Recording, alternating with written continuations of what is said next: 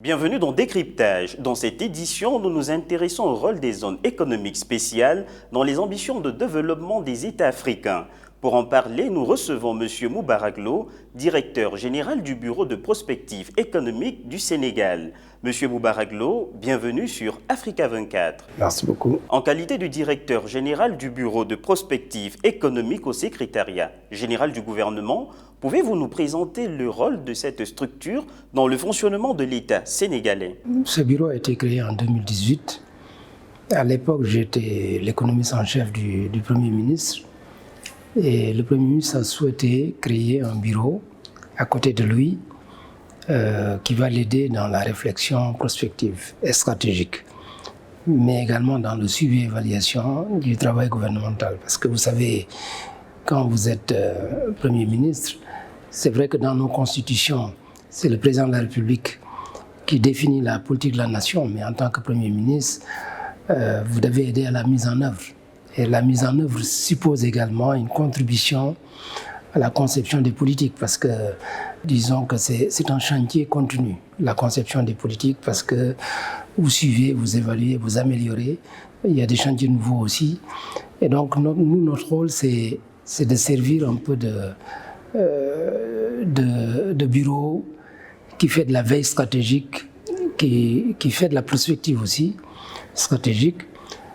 Nous travaillons beaucoup avec les départements ministériels. On les appuie à définir des politiques sur le moyen et long terme, mais on fait surtout du suivi et évaluation. En tant que directeur général du bureau, je préside le comité de revue qui fait la revue de tous les programmes de l'État. Comment assurer une mise en place réussie des zones économiques spéciales et une bonne coordination avec les politiques menées en dehors de ces zones franches? Tout commence par la planification. Il faut que dans le plan national, on programme l'établissement de ces zones économiques. Il faut aussi que ce soit adossé à la stratégie d'industrialisation du pays. Il ne faut pas que ce soit juste des îlots qu'on met en place sans planification préalable. Donc il faut qu'il y ait une planification intégrée qui part de la planification nationale à la planification du développement industriel jusqu'à maintenant le développement de ces zones économiques spéciales. Après maintenant, il faut les infrastructures, parce que souvent aussi l'erreur qui est commise, c'est d'avoir de bonnes infrastructures à l'intérieur de la zone, d'avoir un bon environnement des affaires dans la zone, mais que quand les entreprises sortent, il n'y ait pas de route de connectivité par rapport à l'interland. Pour aller au port, il faut que ce soit des voies rapides, un chemin de fer si possible, également des services administratifs de qualité, même en dehors de la zone. Donc il faut que en fait, la zone soit le prétexte pour améliorer tout l'environnement des affaires autour de la zone, pour que progressivement, en fait, tout le pays puisse être considéré comme une zone économique spéciale. C'est ça le défi. Bon, on commence par un territoire bien déterminé, parce qu'on ne peut pas, avec les ressources que le pays possède, faire toutes les infrastructures tout de suite. On ne peut pas aussi s'assurer d'un environnement de qualité dans tout le pays. Mais on commence avec la zone, on apprend des leçons, ensuite on essaie de généraliser. Je pense que ça c'est la bonne approche. Troisièmement aussi, l'erreur qui est souvent commise, c'est de trop miser sur les incitations fiscales, alors que ce n'est pas ça qui fait le succès d'une zone. Le succès d'une zone, c'est d'abord la compétitivité globale du pays. Les incitations fiscales sont utiles, mais il ne faut pas également que ce soit durable. Il faut leur fixer une limite. Donc il faut considérer peut-être 10 ans maximum. À l'issue de ces 10 ans, il faut que l'entreprise puisse fonctionner et payer des impôts. Mais il ne faut pas que le pays également fasse tous les investissements.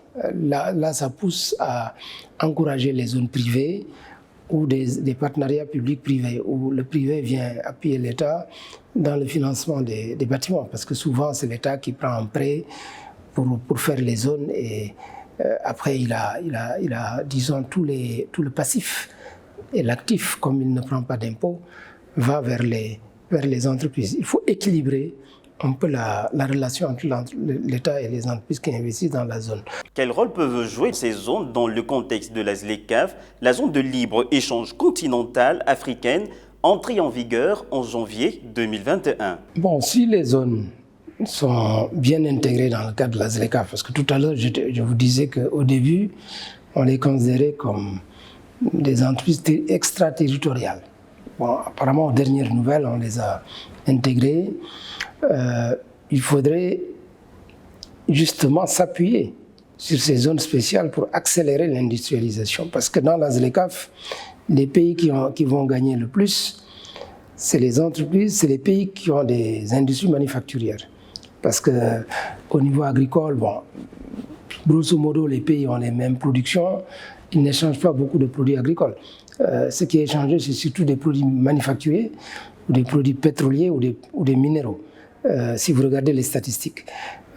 Donc maintenant, si vous n'êtes pas capable de fournir de la manufacture, vous allez recevoir des importations qui ne vont pas payer de droits de douane, alors que vous n'êtes pas capable, vous, d'exporter. Et donc vous allez être un peu un perdant de la ZLECAf. C'est pourquoi il faut encourager tous les pays à mettre en place ces zones économiques spéciales qui leur permettront de pouvoir développer une capacité productive nationale dans le domaine de la manufacture et de pouvoir servir les voisins et les autres pays. Bon, il faut jouer aussi sur l'information parce que souvent, en Afrique, on ne connaît pas ce que font les autres pays. Si vous demandez au Sénégal quel produit fait le Swaziland, je pense qu'ils ne pourront pas vous répondre. Alors que le Swaziland a sans doute des produits qu'il peut offrir au Sénégal et vice-versa. Avec le début annoncé de la production d'hydrocarbures en 2023, quelles sont les perspectives qui se dessinent pour l'économie sénégalaise à court, moyen et long terme? Bon, on anticipe une croissance rapide pendant quelques années, mais vous savez, en matière d'émergence économique, qui est un thème que je chéris beaucoup, le démarrage rapide, c'est bien. Mais le plus important, c'est de maintenir l'accélération de la croissance. Et là, ce n'est pas le pétrole qui vous permet de le faire. Le pétrole peut... Parce que d'abord, n'oubliez pas que la croissance, c'est la production de cette année comparée à l'année dernière. Et donc, vous allez arriver à un pic où, chaque année, vous allez faire un peu la même production. Donc, votre croissance ne va pas accélérer. En revanche, si vous utilisez les ressources du pétrole pour diversifier votre tissu productif, pour exporter, c'est ça l'enjeu. C'est ça qui vous permet progressivement de vous industrialiser, mais de maintenir des taux de croissance élevés. Parce que pour émerger, il vous faut faire des taux de croissance de 7 à 10%, plus proche de 10% d'ailleurs que de 7%. Il faut le faire sur plusieurs années, pendant 20 ans. Toute l'expérience des pays asiatiques le prouve. Vous ne pouvez pas émerger avec uniquement du pétrole, ou du gaz, ou des ressources minérales, ou des ressources agricoles. L'émergence suppose la transformation. Et cette transformation suppose des ressources humaines de qualité, la capacité d'absorber et d'adapter la technologie, mais aussi d'innover. Et donc, vous voyez que les enjeux se déplacent. Donc, il faut qu'on utilise la manne pétrolière pour accélérer le développement du capital humain, le développement technologique, à travers l'achat de licences, mais également l'appui à l'innovation, à la recherche et développement, mais également moderniser les infrastructures du pays, y compris au niveau rural, parce que souvent, on modernise les infrastructures dans les zones urbaines en oubliant le rural. Alors que si vous regardez les grands pays, même les industries vont au niveau rural. Vous allez trouver dans les pays européens de grandes industries installées au niveau rural. Parce que là-bas, il y a le confort, les coûts ne sont pas élevés, il y a la qualité de vie. Voilà un peu ce qu'il faut développer dans nos pays. Moubarak Lo, directeur général du Bureau de prospective économique du Sénégal, merci d'avoir répondu aux questions d'Africa 24.